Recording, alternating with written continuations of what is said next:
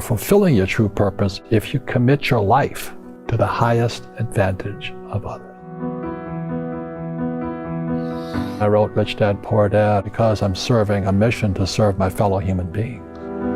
Because the school system will never teach you about money. They teach people to be poor.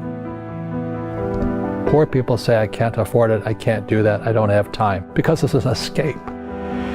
The reason they're poor is they haven't failed. It's that fear mentality. You play it safe and you don't introduce new risks into your life. We got to change what we teach our kids. And introduce a real different mindset. How can I afford it? How can I do that? A question opens the mind, a statement closes the mind. One of the greatest ways to acquire great wealth is playing Monopoly in real life. So my game financially is business, number one. Second is real estate. And that's why I pay no taxes. My success comes from spirituality, not finance. Every time I failed, it was like, okay, what have I learned? I grow from it. But we have a mission to do. You do not belong to you. You belong to the universe.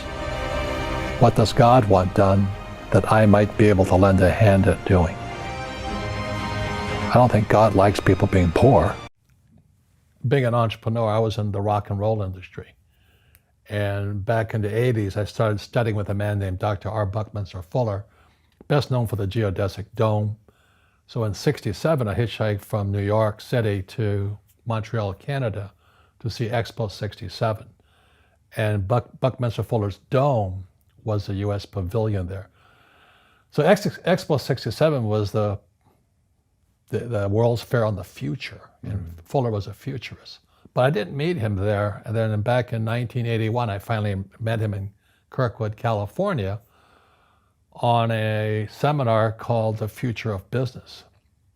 And so I studied with him 81, 82, and 83, and I was a hardcore make money entrepreneur. And one day Fuller asked me, he says, what's your life's purpose? And I said, make money. And how did I know that was the wrong answer? And he scolded me, because here I'm in rock and roll, it's sex, drugs, rock and roll. I don't do drugs, but I was trying for the rest. And he goes, it's a waste of a good mind just to make money. I'm going, what do you mean?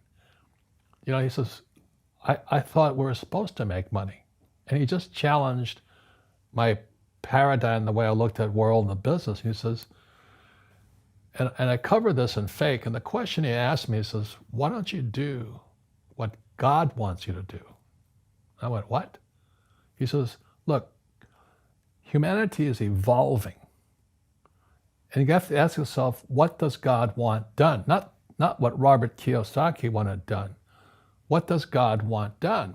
And he kind of scolded me in front of the whole class. I'm going, I said, what's wrong with rock and roll? He goes, it's about you.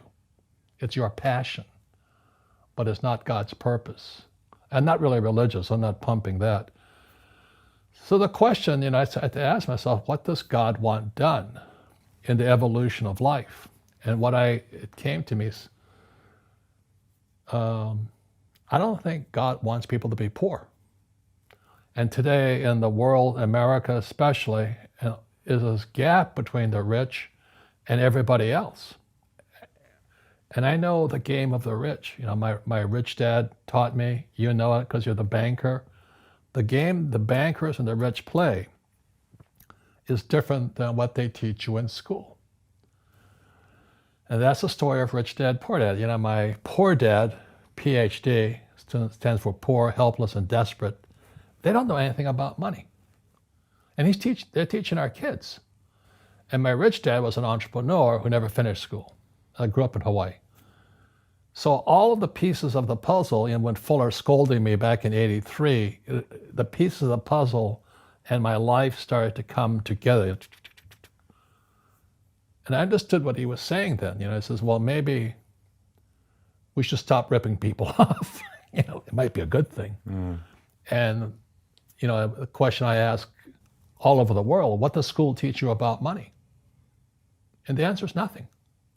And that's not a mistake. That's not an accident. I knew that. Most people know that.